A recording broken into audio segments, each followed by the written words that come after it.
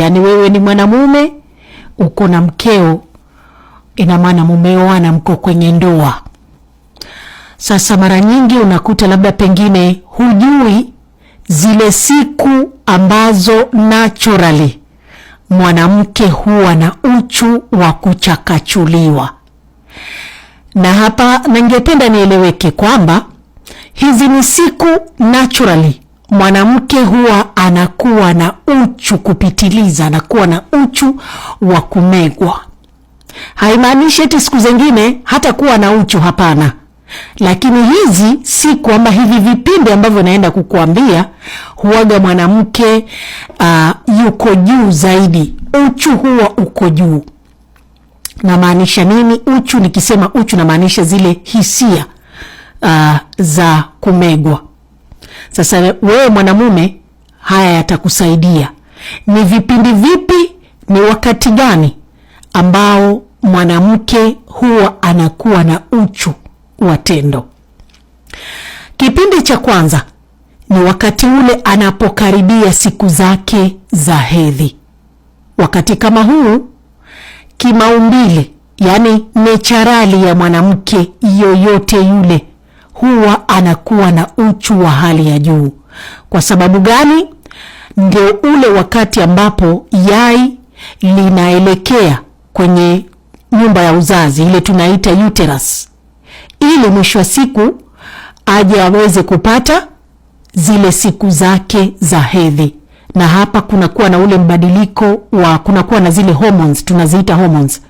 Wakati ambapo anakuwa yuko siku zake za kawaida, anakuwa yuko sawa, lakini anapokaribia siku za hedhi, ndipo pale kunakuwa na ule mbadiliko wa hormones. Ndipo hapo mtoto wa kike anakuwa na uchu wa kupitiliza. Kipindi kingine ni ule wakati ambao tayari yuko kwenye siku zake za hedhi. Kile kipindi ambacho yuko kwenye siku zake za hedhi. Wakati huu unakuta mwanaume, unaweza ukajiuliza, kwa nini huyu yuko katika siku zake lakini anahisi kwamba ukimwangalia, ama kama wewe ni mjuzi wa kuona na kutizama na kuangalia, unakuta mtoto wa kike anakuwa na hisia ambazo ziko juu kupitiliza. Usishangae. Kwa sababu gani? Kuna zile hormones pale zinakuwa, of course si hormone moja peke yake, ziko kadhaa. Kwa hiyo kuna zile ambazo zinamwezesha kuwa na kwamba awe kuweza kupata ujauzito, na kuna zile ambazo sasa ziko kile kipindi ambacho yuko katika siku zake za hedhi. Ndio maana unakuta mwanamke anakuwa na hisia kali. Na wakati huo pia, msikilizaji, anapokuwa katika siku zake za hedhi, mwili huwa unasafishika ili kuja kukaa kipindi kirefu bila ya kutoa yai. Wakati mwingine ama kipindi kingine ambacho mwanamke huwa na uchu wa hali ya juu ni pale anapomaliza siku zake za hedhi.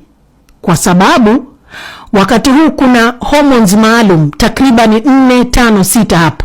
Sasa kuna zile za kupata hedhi zinapungua wakati huo. Alafu kuna zile za kumwezesha kupata ujauzito ndizo zinaongezeka. Ndipo pale unakuta mwanamke baada ya kumaliza siku zake za hedhi anakuwa na hamu kubwa sana. Kipindi kingine ambacho mwanamke huwa na hisia kali ni pale baada ya miezi 4 baada ya kupata ujauzito. Though hapa sio wote, kuna wengine anakuwa pale mwanzo, wengine ni baada ya miezi 4. Kwa hiyo zinavari, lakini asilimia kubwa ni pale baada ya miezi 4 ya kupata ujauzito. Kwa sababu gani? Kunakuwa na ile mabadiliko ya mwili ndani ya mwili. Wakati unaanza ujauzito, hiki ni kipindi kingine. Umekaa ujauzito unaanza, ni pale wanawake wengi wanapata na changamoto, labda pengine kutapika, kufanya hivi, mabadiliko ya mwili ama zile hormones pia tunaziita hivyo kimombo. Wakati umekuja sasa yale mabadiliko, tuseme mwili umeshatulia, ndipo pale kipindi kuanzia miezi 4 kwenda mbele unapata mwanamke anakuwa na uchu wa kuchakachuliwa. na inakuwa vyema, hata madaktari huwa wanawaambia mwanamume, sasa wakati kama huo ndio wako mzuri wa kucheza na mkeo inavyostahili. Isitoshe msikilizaji, wakati mwingine ambapo ama kipindi kingine ambacho mwanamke huwa na uchu wa hali ya juu ni baada ya ugomvi, hasa iwapo yeye ndiye mkosa. Kama yeye kosa ni lake kalisababisha ugomvi mkakosana, mara nyingi wanawake, ile kukuonesha kwamba kweli ama ili aweze kuamini kwamba wewe mume umemsamehe, huwa anapendelea ama wanawake wanapendelea kumegwa ishara ya kukuonyesha wewe kwamba lile kosa amelikubali, amelitenda, mumezungumza, makosa yameisha, na yeye kama kosa amelikubali, amekuomba radhi, umemsameheana. Lakini wanawake wengi hutumia huo mchezo wa kuzagamuana, ishara kwamba anataka kuamini, je, kweli wewe umemsamehe kama mume?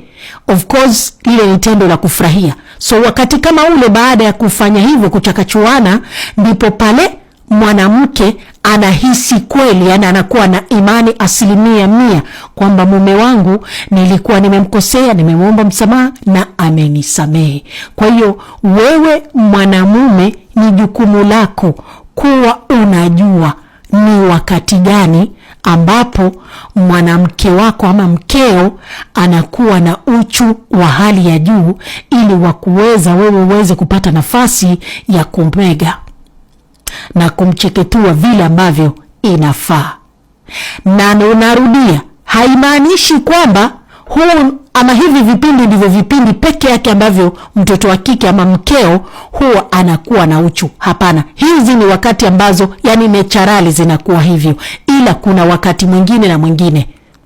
Kwa hiyo haimaanishi akikutaka siku zingine uanze kumwambia Saumashura amesema ni ule wakati tu unapokaribia kwa hedhi, wakati uko kwa hedhi. Hapana, ziko wakati mwingine anaweza akawa na hisia, lakini hivi ni vipindi naturally, viko hivyo kwa mtoto wa kike.